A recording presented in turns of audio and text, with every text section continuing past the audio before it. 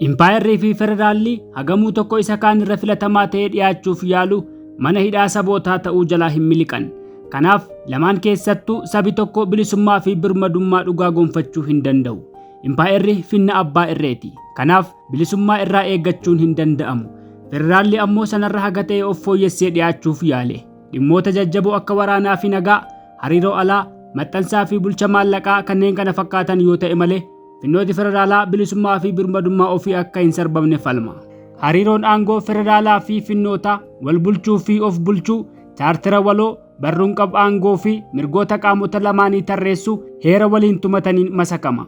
Taatullee federaallis akkuma impaayeraa sansakkaa siyaasaa mirgaa fi bilisummaa sabootaa daangessu maqaa tokkummaa biyyaan saboota hacuucuu darbees akka federeeshinaa USSR, Yugoslavia, Nigeria fi kanneen kana fakkaatan keessatti mul'ate. Yakka suukanneessaa hanga fixa qacceessummaa cehu keessatti dhala namaa irratti raawwatamudha.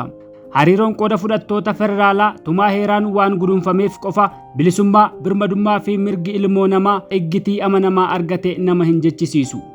Gaaffiin sabootaa tokkummaa waldaa hin biintofneetti fudhatameef balaa aggaamaa jedhamee yoo ciicatame obomboleettii dheekkamsaa kaasee irree hacuuccaa diriirsa. Fakkeenya muraasa yoo fudhanne Nigeria keessatti gaaffiin saba Igbo, India keessatti gaaffiin saba Kashmirii fi Jamuu, Raashiyaa keessatti gaaffiin saba Chechen, Spain keessatti gaaffiin saba Katalaan, Britain keessatti gaaffiin saba Irish, Itoophiyaa keessatti gaaffiin saba Oromoo, Somaalee, Affaar, amma immoo Tigree humnaan hacuucamee lolaa fi atakaaroo jibbisiisaatti kan ce'eef federaalummaan furmaata waara argamsiisuu waan hanqateefi. Biyyoota kana hunda keessatti federeeshinichi kan dandamateef sabooti gaaffii isaanii waan dhiisaniif yookaan dantaan sansakkaa siyaasaa federaala sanarraa argatan waan qalbii isaanii geeddareef osoo hin taane humnaan waan caalamaniif qofa. Humna dhabuutu duraan harqoota impaayeraa amma immoo federaalaa jalatti isaan dirqe. Impaayerrii fi federaalli bilisummaa fi birmadummaa hawwamuu saboota gonfachiisuu erga hanqate filannoon isaan caalee dhiyaatu kamii gaaffiin jedhu murteessaadha. Gaaffiin akkanaa jaarraa 16 irraa eegalee falaasamoota siyaasaa mul'atan keessaa isa murteessaadha jechuun ni danda'ama. Gurguddooti falaasama bulchiinsaa kanneen akka John Stuart Mill, Joseph Mazzini, Woodrow Wilson fi kanneen kana fakkaatan handaarri biyyaa dhugaan kan murteeffamu gaarreen yookaan laggeeniin osoo hin taane afaan, aadaa, seenaa, eelaa, yaadannoowwan waloo saba tokko saboota biraarraa adda baasuuni gaafa jedhan cuunfaan yaada isaanii sabni tokko biyya mataasaa qabaachuutu irra jiraa yaada jedhuun dhudhamuu isaanii agarsiisa. Akeeka handaara sabaa fi biyyaa wal qibsiisuuti. Yaadni kun guddatee utubaa qabxii 14 kan Woodrow Wilson akkasumas chaartara Atlantic kan Franklin Roosevelt fi Winston Churchill saboota kolonaawoo fi hacuucamoo biratti akka xombora abdii dhala namaatti fudhatame. Sababni isaas yaadni sun bilisummaa fi mirga hiree murteeffannaa sabootaaf abdachiisaa waan tureefi. Yaadi qabxii 14 ta'uu chaartara Atlantic keessatti ifee mul'atu sansakkaan siyaasaa impaayeraa fi federaalaa saboota bakka tokkotti cafaqee bilisummaa isaanii sarbe geeddarame sabooti mirga hiree ofii murteeffachuu akka danda'an tolchuudha. Mirga hiree murteeffannaa gaafa jedhamu mirga sabooti mootummaa fedhan jala buluuf qaban dabalata. Biyya addaa sabni tokko akka addummaa isaatti ijaarratu, eenyummaa isaa keessatti dagaagfatu, handhuura siyaasaa, dinagdee, aadaa, afaanii fi dhugeeffannoo isaatti fudhatu, ilmaan isaa mootummaatti filatee bilisummaan jala buluu, amanamummaa olaanaa qabaatuuf dhiiga, lafee fi lubbuu isaan diina irraa faccisee daangaa isaa kabachiisu ibsituun eenyummaa isaati finna sabaa ofiin bulaadha.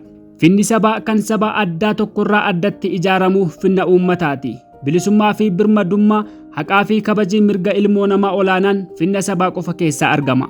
Finna sabaa gaafa jennu finna addaa saba addaa tokkorraa ijaaramu daangaan isaatis qubsuma saba sanaan wal kiphuu jechuudha. Yaadi kun kan impaayerooti hawaasa eenyummaa wal fakkaatu uumuuf saboota keessumaa kanneen bicuu ta'an liqimsee eenyummaa isa wayyabaa fudhachiisuun dirqiin moggaasu miti. Imaammati saboota liqimsuun saba eenyummaa biraa ijaaruu imaammata saba mancaasuu Walker Kooner waliin tokko. Imaammati liqimsuu adeemsa finna sabaa Awurooppaa keessatti ijaaramanidha. As keessatti finna sabaa gaafa xiyyeeffannoo kenninuuf saba addaa uumamaan jiru afaan, aadaa, amantaa, barsiifata, seenaa fi eelaa waloo addatti gabbifate duudhaa saboota kaanirraa adda isa baasuu qabu ilaallata. Biyyi saba akkasiirraa ijaaramtu impaayeraa fi federaala caalaa bulchiinsa ilmoo namaaf aanjawaa, filatamaa fi tasgabbaawaa ta'a. Gabaabumatti finna sabaa jechuun saba walitti dhufee mootummaa dhaabbataa ofiin bulaa mootummoota kaan hundarraa walaba ta'e ijaarratedha. Amanamummaan saba sanaatis mootummaa isaatiif akkasumas amanamummaan mootummaa sunis saba isaatiif ta'a. Lamaanuu walitti hirkatu, wal utubu, tokko isa kaan malee jiraachuu hin danda'u. Saba jechuun uummata afaan tokko dubbatu, aadaa wal fakkaataa yeroo dheeraa keessa gabbifate waliin qabu, toltuu fi hamtuu waliin arge, seenaa fi eelaa isaarraa yaadannoo addaa qabu, dagaan lafa qubsuma isaa walitti ejjee fuulla'u, dagaa mallattoo bilisummaa isaa diinarraa faccisuuf waliin lolee injifachuu fi injifatamuu isa mudate akka addaatti waliin yaadatu, har'as handaara lafaa walirraa fagoo keessa jiraatullee yaadaan obbolummaa walitti amanu, hireen egeree isaatii kan walitti hidhatuu fi saboota ollaa isaa amaloota akkanaa qaban hundarraa adda ta'uu isaatti amanudha. Uummati yabboon akkanaa yeroo hedduu mirga abbaa biyyummaa, mirga finna sabummaa, mirga ofiin bulummaa fi birmadummaa gaafata. Ofiin bulummaa fi birmadummaan isaaf bu'uura waa hundaa, jalqabaa fi dhuma jireenya isaati. Mirgi ofiin bulummaa isaa yeroo darbame fakkeenyaaf weeraraan cabee bulcha halagaa jalatti yoo kufe sadarkaan jireenya isaatii birmadummaarraa kolonaawaatti geeddarama. Ijaaramni sabaa maatiirraa eegala. Ilmaan haadhaa fi abbaa tokkorraa dhalatan hidhata dhiigaa maatii sana waliin qabaatu.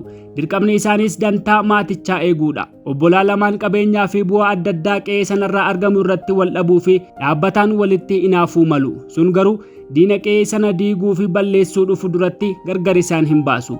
Balaa itti aggaamamu waliin ofirraa qolachuuf dirqama tokkummaan bobba'u. Bobbaan kun aarsaa lubbuu isaan gaafachuu mala. Garuu aarsaan ulfina maatichaaf ba'u kan itti leellifamuu fi itti boonamu malee waan itti gaabbamu miti. Yoo obbolaan wal qabatee diina qeerraa faccisuu hanqatee jireenyi maatichaa dandamachuu hin danda'u. Abbuma argetu itti roorrisaa jechuudha. Namni immoo uumamaan hunda caalaa ulfina ofii barbaada. Eessayyuu yoo ta'e namni firaa fi alagaa fuulduratti salphachuu barbaadu hin jiru. Daafii kana ilmaan abbaa tokkoo hidhata dhiigummaan ulfina maatii ofiif of kennu. Maatii ofiif amanamuu jechuudha. Icciitii isaa ni eegu, rakkoo isaa ni obsu, tokkummaan diina waloo ofirraa faccisu, akkasumas dantaa gooroo maatichaa eegsisuuf ifaaju. Warra of kenne timjiin gargar baasu hin jiraatu. Ida'amni maatii warra ta'a. Warri hidhata dhiigaa walitti dhiyoo akaakayyuu muraasa lakkoofsisuudha. Ilmaan warra tokkoo ulfinaa fi dantaa akka walootti eegsifatan qabu. Fakkeenyaaf qabeenya waloo hattuurraa eeguu, hawwanii fi shamarran ofiif waardiyyaa ta'uu, cidhaa fi gadda walii miidhagsuu fi kanneen kana fakkaatan ta'uu mala. Aadaan waliif of kennu maatii keessatti eegalame yoo ol guddate mallattoo eenyummaa warra sanaa ta'a. Warri naamusa ittiin masakaman kan warra kaanirraa adda isaan taasisu qabaachuu malu. Barsiifata yeroo dheeraa keessa gabbifatan miseensa warra sanaatu tiksuuf dirqama qaba. Wal amanu, icciitii walii ni dhoksu, qaawwaa walii duuchuuf ifaaju. Warri aantee fedhaan waliif of kennu, aggaammi alaa wal faana walirraa faccisuu fi amajaajiin uggamuu hin yaadamnedha. Hidhati akkanaa osoma dheeratu gosa gaha. Gosti hidhata dheeraa maatii dhaloota hedduu lakkoofsisuu fi qubsuma bal'aarra jiraatudha. Gosti kamuu qaccee ofii lakkaawwatee abbaa tokkotti galcha. Babal'atee firoomsatti qubsuma walirraa fagoo gaaraa fi lagni gargar baasu keessa jiraatullee akkaataan jireenya miseensa gosa tokkoo bu'uurarraa walirraa fagoo hin ta'u. Miseensoti gosaa qaamaan wal beeku. Yoo wal hin beekne wal iyyaafatu, wal qoratu, qabeenya walootti dhimma bahu. Fakkeenyaaf lafa dheedicha horii, hora, tulluu ulfoo akka aarsaa, bosona, ayyaantuu, ilmaanillee dabalatee qabeenya gosaatti lakkaa'ama. Fayyadamni qabeenya waloo seera gosti sun baafatuun taliigama. Dhibdeen mariin furama. Dhimmoota hawaasa miseensa gosa sanaa ilaallatu akka dhimma miseensa hundaatti fudhatama. Fakkeenyaaf akka aadaa Oromootti gumaa gosatu baasa. Gumaa baasuu hanqachuun booree gosaati. Yookiin korma yookiin morma ofii gorra'ee ulfina gosa isaa eeguun dirqama hundaati. Amanamummaan of kennuun fedhaa fi seexaarratti bu'uura. Tarii gosa tokko ijaarama isa gadiirraa kan adda tolchuu hariiroon siyaas dinagdee miseensota gosaa gidduu faara siyaasaa sirnaawaatti geeddaramuu eegaluu isaati. Dhimmooti hawaas siyaas dinagdee gosichaa yeroo baay'ee koree dhaabbii gosti iddoo satuun raawwatamuu malu. Koreen kun sadarkaa gosaatti aangoo seera baasu, hariiroo oomishaa hawaasa sanaa jabeessuu, humna gosa sana diinarraa faccisu gurmeessuu, sirna gooroo hawaasaa, siyaasaa, aadaa fi amantii qajeelchuu fi geggeessuu ta'uu danda'a. Miseensi gosichaas duudhaa, safuu fi aadaa yeroo dheeraa keessa gabbate akkasumas dantaa gosa sanaa of kennee eega. Of kennuun isaa seexaa ofiin abboomamee malee dhiibbaa alaan dirqamee miti. Ilmi tokko gosa isaa amanatee gosa isaaf amanama. Horteen gosaa babal'atee dheeratee gabbatee eenyummaa bu'uuraa osoo hin gadhiisin handaara fagoo hawwisee jiraachuu danda'a. Horteen kun latee gosoota kumaan lakkaa'amanitti diriira. Lakkoofsi isaa heddummachuun qubsumaa walirraa fagaachuu fida. Walirraa fagaachuun mala oomishaa haaraan wal baruu, qilleensaa fi ilaalcha haaraatti madaquu, qaccee isaa fagoo jiru caalaa halagaa ollaa isaan wal dhuunfachuu, wal dhuunfannaa sana keessa aadaa walii wal fudhachiisuu yookaan ammoo wal dhuunfannaan dadhabamee wal jifachaa, wal waraanaa, wal mancaasaa jiraachuutti geessa. Yeroo qormaata akkanaa gosooti duudhaa bu'uuraa fakkeenyaaf aadaa lolaa, amanamummaa waloo, dhugeeffannoo hariiroo oomishaa fi kanneen kana fakkaatan sanyiin ofii ittiin beekamutti yoo ciche of qoree eenyummaa isaa dandamachiisuu irra darbee halagaa naannoo isaa of jala oolcha, ni liqimsa. Yoo liqimsee eenyummaa ofii fudhachiisuu danda'e fakkeenyaaf akka Oromoon tolchaa ture lakkoofsi isaa akkaan dabala. Yoo liqimfame fakkeenyaaf akka saba Inaariyaa lafarraa dhabama. Horteen gosaa akkuma babal'ataa fi dheerataa walirraa fagaatuun qaamaan wal beekes wal iyyaafatee wal qunnamuu carraan isaa dhiphataa deema. Fageenya yeroo fi lafaarraa ka'ee yaadannoon gaara, laga, bosona, ujuu uumamaa adda addaa qabannoo duubbee fagoo ta'a. Yeroo akkasii hidhati hawaasa sanaa haada yabboo akka kan maatii warraa yookaan gosaa osoo hin taane afaan, aadaa, seenaa fi eelaa durii, afoolaa fi hooda achi as dhuftee dhugeeffannoo akkasumas fedha egeree ofii walitti hidhuu irratti hundaa'a. Walirraa fageenyi lafaa fi yeroo hidhata gurmuu hawaasichaa haphisee walitti alagoomsa osoo hin taane duudhaan duraan ture duudhaa haaraadhaan bakka buusa. Qacceen eenyummaa hiddi handhuuraa citee hin citu. Gurmuun hawaasaa sun yeroo akkanaa tokkummaa isaa dandamachiisuuf mala adda addaa kalaqata. Fakkeenyaaf hariiroo bulcha isaa, mala qunnamtii isaa, sansakkaa hawaasummaa isaa geeddara. Kana jechuun guddina isaa kan madaalu caasaa furgaa hunda gaaddisa tokko jalatti fidu diriirsa. Iddoosa isa tajaajilu of keessaa filatee galfata itti kennata. Waraana gaafa lolaa fi gaafa nagaa isa tiksu dantaa isaa weerartuurraa faccisu utubata. Lolee yoo injifate mirga argateen boona, yoo injifatame salphina itti dhufeen leeyya'a. Daangaa keessa jiraatu kan irratti oomishe horuu, kan irratti lolee wareegamu, kan faacha mirgaa irratti muratu yookaan ofii muramee faacha ta'u, malkaa fi gaara isaa, tuujubaa fi hadhaba isaa jireenya isaatti hidhe akka safartuu eenyummaa isaatti fudhata. Akkasittiin gurmuun hawaasichaa dhiyoos ta'u fagoo wal qabate ititee addummaa isaa kabachiisee addummaa ormaas beekee jiraata.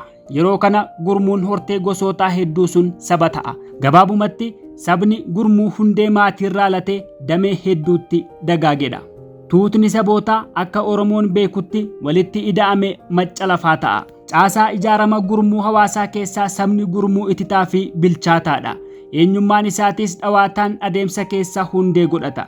Egaan gurmuu hawaasa ititaa, bilchaataa fi weerara diinaa ofirraa faccisuu danda'utu adeemsa keessa mootummaa dhaabbataa dantaa isaa tiksu ijaarrata. Kunis akka yaada Yooraam Hazooniitti hundeeffama humna waraanaa ammayyaa yeroo nagaa hin bittinnoofne birookiraasii galii gahaa waraana kana hirphu sassaabuu danda'u, bulchaa yookiin mootummaa labsii labsuuf haboo qabu, akkasumas yoo barbaachise labsii sana humna hidhateen hojiitti hiiksisuu dabalata. Mootummaan sabicha keessaa ijaaramu haala kana dura argamee hin beekneen aangoo harka namoota muraasaa kuusa. Aangoon isaatis sabicha weerara alaarraa faccisuu, dhibdee furuu, haqa mirkaneessuu fi qananii gooruu argamsiisuuf oola. Yeroo mootummaan dhaabbataan ijaaramu amanamummaa fi quuqamni maatii warraa fi gosaaf ture amma kan sabaa fi mootummaa isaa ta'a. Amanamummaan kunis jaalalaa fi ulfina namni tokko maatii, warra, gosa akkasumas saba isaaf qabaaturraa madda. Kanaaf namni sun yeroo waraanaaf waamamu waamicha sanaaf owwaatee hidhatee loluu, galii irraa eegamu kaffaluu, beekumsaa fi qabeenya isaa biyya isaaf oolchuurraa of hin qusatu. Gabaabumatti akeekni jireenya isaa inni guddaan ulfina biyya isaa eeguu fi daangaa ishees diinarraa faccisee jiraachuudha. Qabeenya, humna, beekumsaa fi waa hallee isaa osoo hin qusatiin biyya isaatti iddoosa. Jaalbiyyummaan dhugaa kana.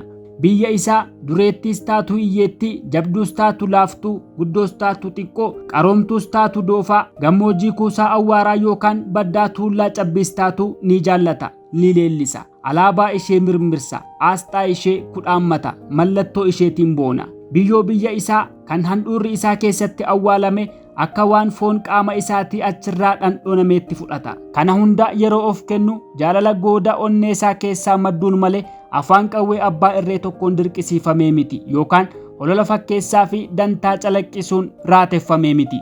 Dhudhama jaalbiyyummaa akkanaan dorgomee mo'achuu, lolee injifachuu, biyya isaa biyyoota hundarra caalchisuu hawwa. Mo'icha isaa mo'icha biyya isaan wal qabsiisa. Kun yoo ta'e akka waan biyyi isaa biyya hundarra caaleetti fudhata, ittiin boona. Mo'atamuun isaa ammoo mo'atamuu biyya isaatti lakkaa'ama. Akka waan ulfinni biyya isaa cabeetti leeyyaa, itti qaanfata. Hawaasi sun ititaa fi bilchaataa yoo hin taane ammoo weerara diinaa ofirraa ittisuu hin danda'u. Haala sirnaawaa ta'een mootummaa dhaabbataa ijaarratee waraana daangaa fi birmadummaa isaa kabachiisu gurmeessuu dadhaba.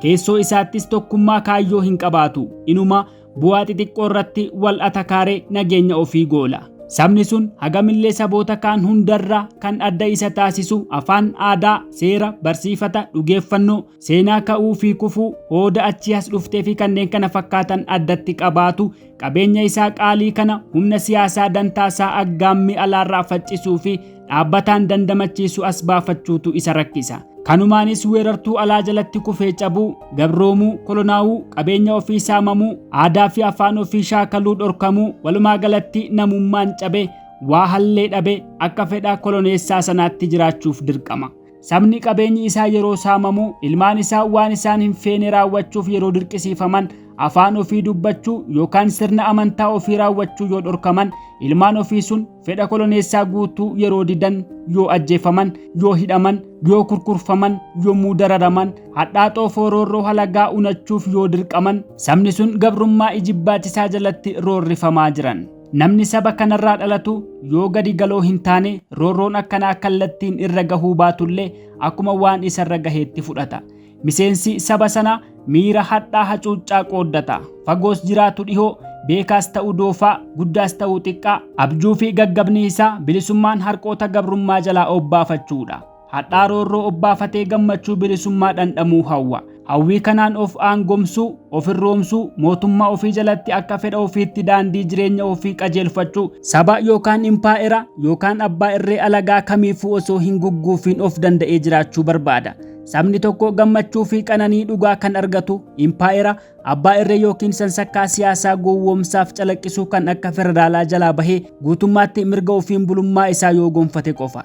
Kanaachi gammachuu fi qananiin isaa hir'uu malee mijuu hin ta'u. Kanaaf finni ofiin bulaa kamiyyuu caalaa sansakkaa siyaasaa filatamaa dorgomaa hin qabne ta'ee argama. Finna ofiin bulaa yeroo jennu finna sabaawaa saba addaa tokkoon akka addaatti mirga hiree murteeffannaa sabichaa irratti bu'uuree ijaaramuu, hirphamuu akkasumas iddoosamuu jechuudha. Addunyaa kanarratti abjuun sabootaa inni guddaan finna ofii jalatti mootummaa ofii ijaarrachuudha.